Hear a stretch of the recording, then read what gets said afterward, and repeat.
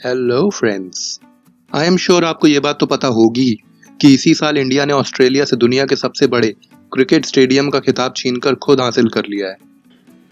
Done. मगर क्या आप जानते हैं कि एशिया का दूसरा सबसे बड़ा एयरपोर्ट भी भारत में ही बन रहा है? आपको गर्व होगा। एयरपोर्ट के साथ साथ भारत में अंडर वाटर ट्रेन तक बनाई जा रही है। साथ ही बन रहा है दुनिया का सबसे ऊंचा मंदिर, जहां आपको साक्षात श्री कृष्ण जी की लीलाओं के लाइव दर्शन होंगे।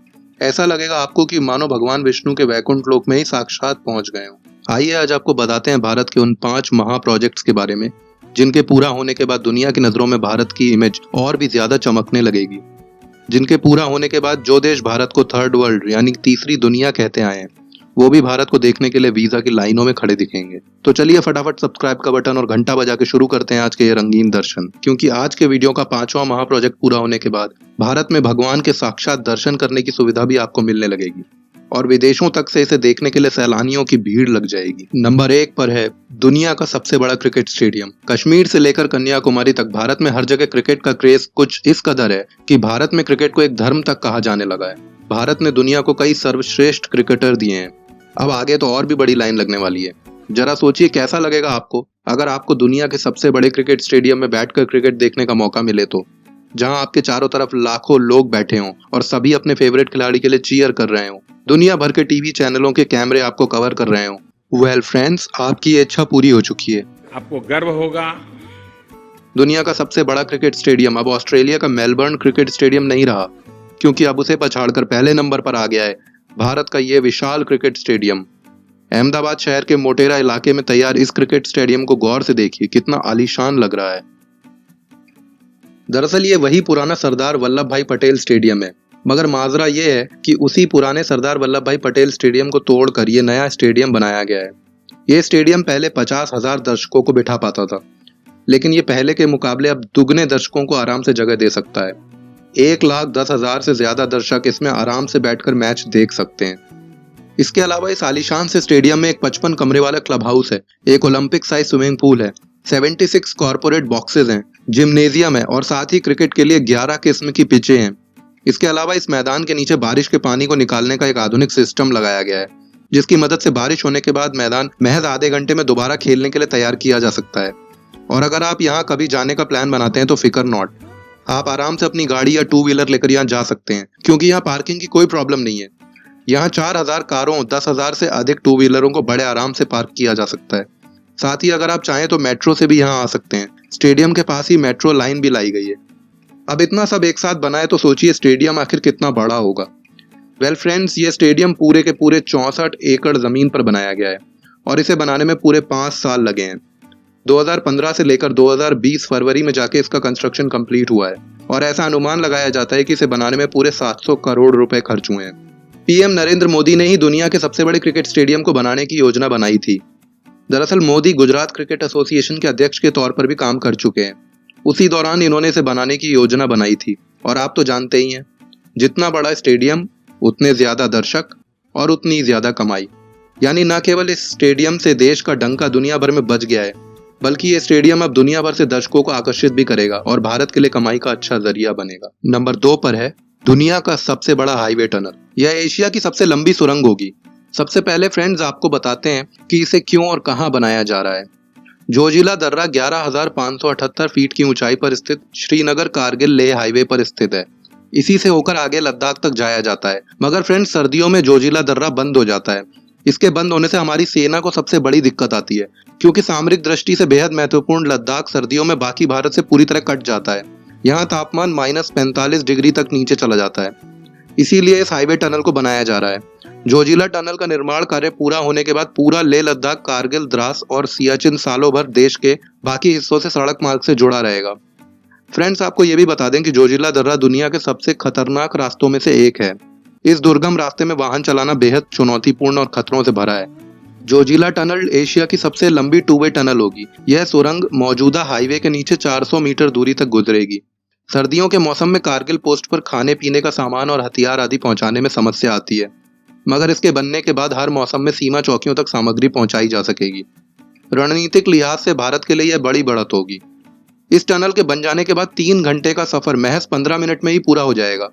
इस टनल में 80 किलोमीटर प्रति घंटे की रफ्तार से वाहन गुजर सकेंगे।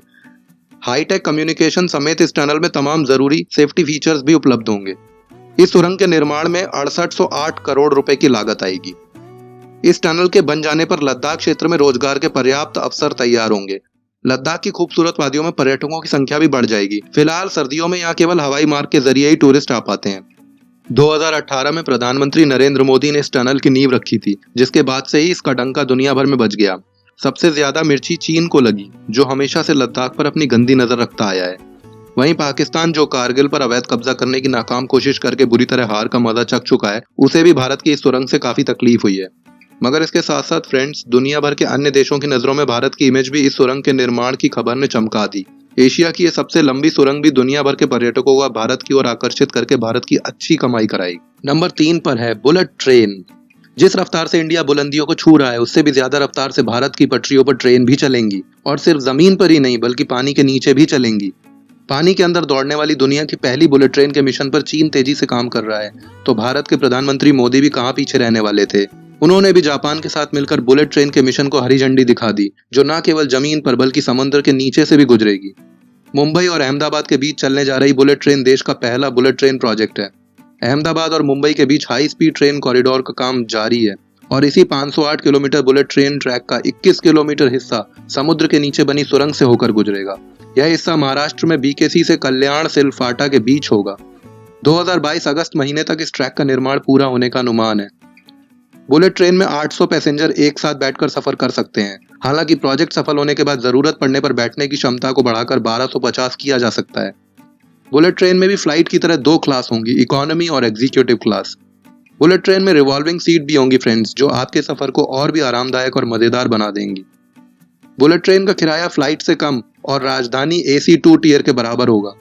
इस प्रोजेक्ट पर लगभग 1 लाख करोड़ रुपए का खर्च आएगा, मगर मोदी जी का कमाल देखिए कि इस लागत का 80% जापान ने भारत को सिर्फ 0.1% के ब्याज पर दिया है, और उसे चुकाने के लिए भारत को दिए हैं पूरे 50 साल।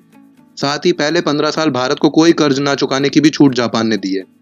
लेकिन अफसोस के साथ ये कहना पड़ रहा है कि इस ट्रेन का आनंद लेने के लिए आपको थोड़ा रुकना पड़ेगा, क्योंकि महाराष्ट्र सरकार ने 2019 से ही प्रोजेक्ट को होल्ड पर रख दिया है। उनका कहना है कि बुलेट ट्रेन उनकी टॉप प्रायोरिटी नहीं है। इस बारे में आपको क्या लगता है, बुलेट ट्रेन अभी बनानी चाहिए या नहीं? आप कमेंट करके अपनी राय बता सकते हैं। नंबर 4 पर है एशिया का दूसरा सबसे बड़ा एयरपोर्ट। भारत का सबसे बड़ा एयरपोर्ट और एशिया का दूसरा सबसे बड़ा एयरपोर्ट उत्तर प्रदेश के गौतम बुद्ध जिले के झेवर में बनाया जा रहा है, जो ग्रेटर नोएडा से सिर्फ 56 किलोमीटर की दूरी पर स्थित है। मगर फ्रेंड्स, क्या आप जानते हैं कि इस एयरपोर्ट को बनाने का प्रपोजल 2001 में किया गया था, मगर विपक्ष के अड़ंगे के कारण यह अभी तक बन ही रहा है। दरअसल झेवर एयरपोर्ट दिल्ली के इंदिरा गांधी इंटरनेशनल एयरपोर्ट से सिर्फ 72 किलोमीटर की दूरी पर बन रहा है, और विपक्ष का कहना था कि यह इंदिरा गांधी एयरपोर्ट की ट्रैफिक और रेवेन्यू जनरेशन को काफी कम कर देगा। पर 2014 में मोदी सरकार आने के बाद इस पर काम होना शुरू हो गया। अब बस आने वाले सिर्फ 4 सालों में ये प्रोजेक्ट पूरा हो जाएगा। ये पूरा प्रोजेक्ट करीब 5000 एकड़ में फैला हुआ है, और इसमें लगभग 6 से 8 रनवे बनने वाले हैं। इसका नाम नोएडा इंटरनेशनल एयरपोर्ट होगा। ये एयरपोर्ट इतना बड़ा बनेगा कि इसका निर्माण 4 फेज में किया जाएगा। पहले फेज के पूरा होते ही यहाँ से हर साल लगभग 1 करोड़ लोग यात्रा कर पाएंगे। दूसरा फेज पूरा होने के बाद यहाँ से 3 करोड़ यात्री सालाना यात्रा कर पाएंगे। तीसरे फेज के बाद यात्रियों की संख्या बढ़कर 5 करोड़ हो जाएगी, और चौथे फेज यानी आखिरी फेज के पूरा होते ही यहाँ से 7 करोड़ यात्री हर साल यात्रा कर पाएंगे।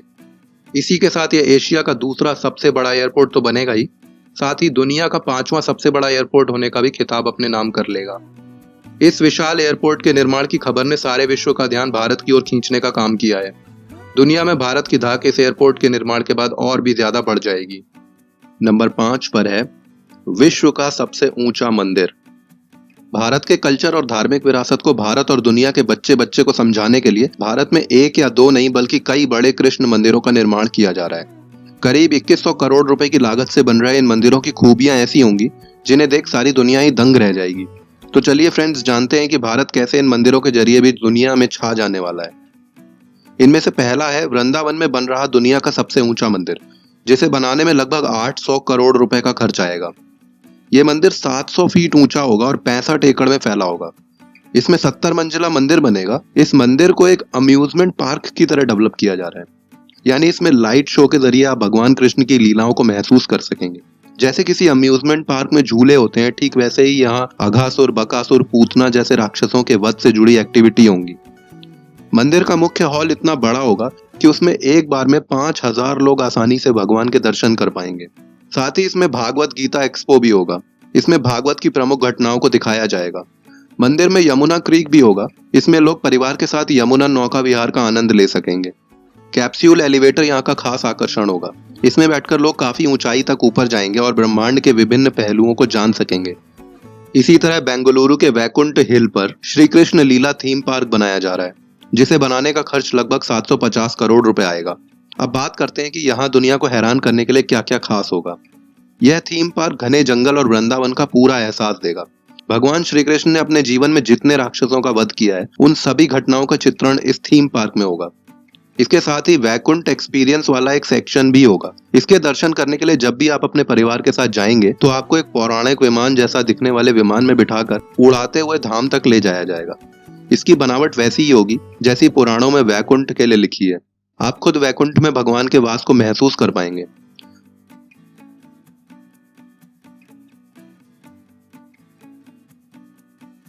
मंदिर में 5000 कारों की पार्किंग की व्यवस्था भी होगी। मंदिर के परिसर में एक हेलीपैड भी बनाया जाएगा।